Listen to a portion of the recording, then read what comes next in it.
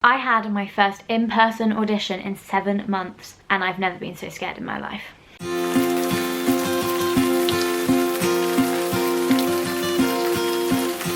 Hello everybody and welcome back to Vlogtober day 4. Welcome back if you have been around here for a while, and if you are new, hello, welcome. My name is Sophie, I'm an actor. I graduated from drama school last summer, 2019, and I make a lot of videos about theatre, about musical theatre, musicals I've been in, backstage videos, and also a lot of informative videos about drama school and the process of applying and what it's like when you're there. So please make sure that you hit that subscribe button and stick around for all my future content, and give this video a thumbs up as well, please. That would really help me out. So today I thought I would talk about auditions. So at the moment, as I'm sure you are aware, we are in the middle of a global pandemic, which has had quite the impact on the arts, and auditions and shows haven't been happening. Productions have been postponed or cancelled. The occurrence of an audition is very, very infrequent. At least that's exactly what I found, and a few of my friends who I've spoken to have found. I recently had my first audition since lockdown started. My first self-tape followed by my first in-person recall audition since March, which is mental. That's 7 months of no auditions, of nothing, and then I think I had about a week's notice. I was gonna be in the room again, and I don't know, I was so nervous, which is so weird because you are, especially in your last term at drama school, you are like drilled into what an in-room audition is like and how to prepare.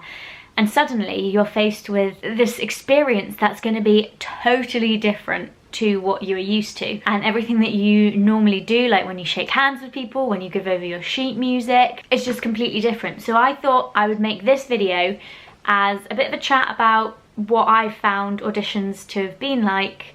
First of all, my self-tape, and then also my in-person audition. Auditions mainly transferred to self-tapes, which is something that was around before but has become increasingly popular and necessary at these times.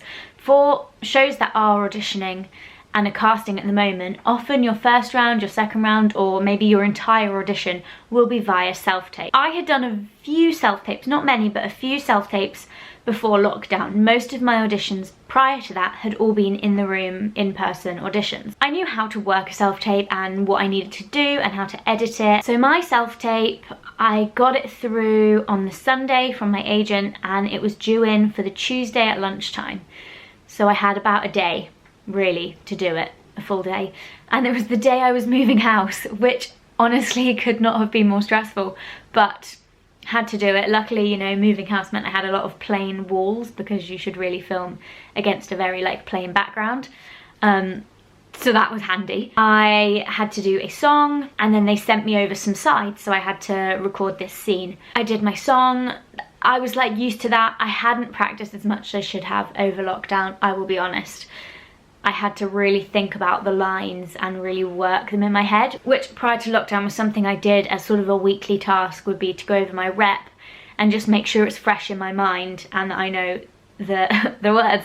And then 7 months later I'm singing these songs again, and I really had to do a bit of work on them. With a self-tape, most of the time you'll upload it to a site called WeTransfer, Google Docs, or Vimeo or YouTube as an unlisted video. Sometimes the casting director will specify where they want it and how they want it, and sometimes it's up to you and you just send the link. So I uploaded this one to WeTransfer, which was what was requested by the casting director. Sent it to my agent as well, and that was it, done. Then I carried on moving house, and 5 days later I got an email saying, you know, we want you to come in for a recall for an in-person audition for the same part that I self-taped for. That was on a Sunday and my recall was on the Friday. Honestly, I have never been so nervous for an audition, because normally for an audition, you go in, you really want the part.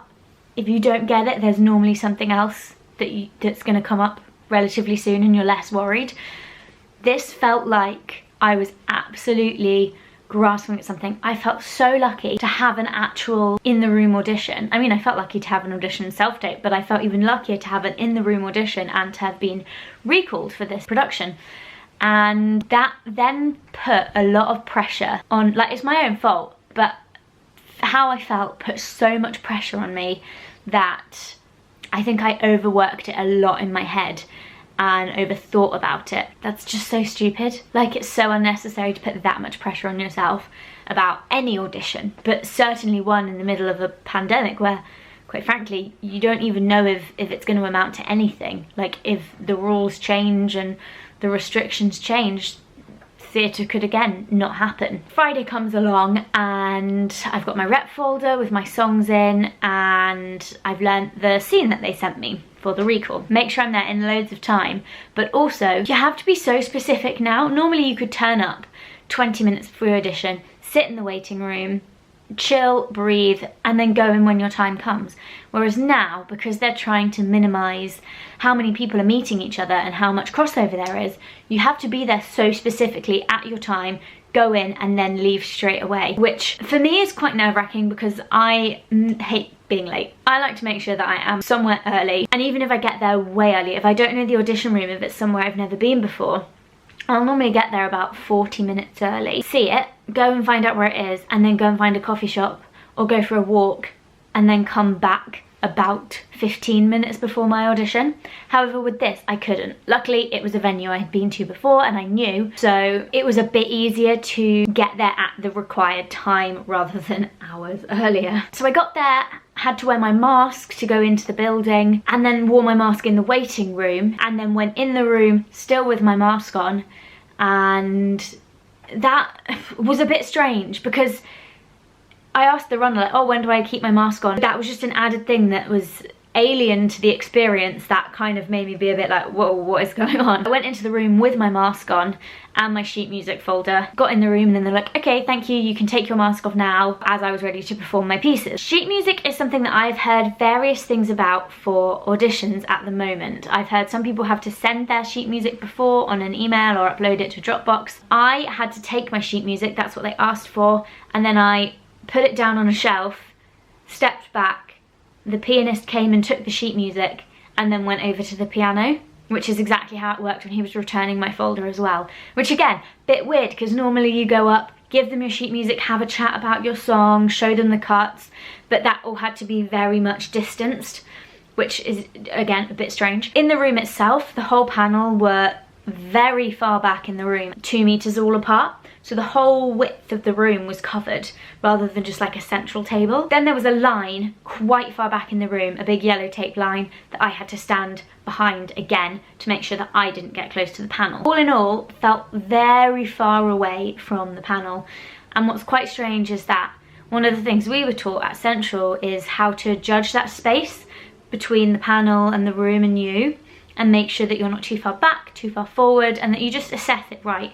That was taken away from me because I had to stand behind this line. It just felt a bit like I was at the X Factor and I had to stand on a cross and stay there, which was a bit strange. Then I performed my pieces, had a very brief chat, and left. It did feel very much like we got in, we did our stuff so they could see us in person and then leave, because they just didn't want to be in contact with people and you didn't want there to be any crossover with any of the auditionees. It's just a very strange experience, really. I think that they handled it very, very well.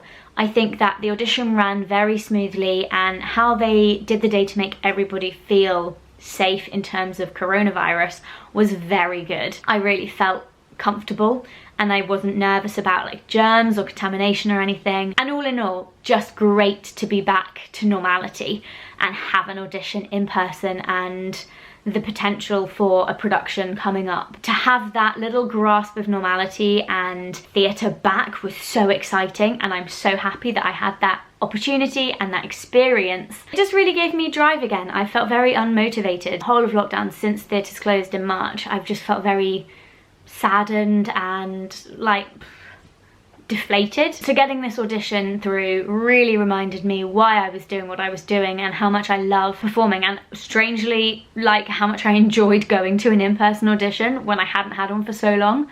Like normally it's part of the job, you know, you go and you're nervous, but it's okay, it's never a bad experience really, but it's part of the job. Whereas I got this one and I was so happy to be in the room. I'm feeling a lot better about the industry. Obviously it's still in a very risky place and who knows when theatre's properly going to come back, but it's coming, you know, it's still going to be there. Thank you so much for watching this video. I hope it has been somewhat informative and useful if you are in the industry or wanting to go into the industry. If you have any questions, please leave them in the comments below. Make sure you hit that subscribe button, and I will see you tomorrow.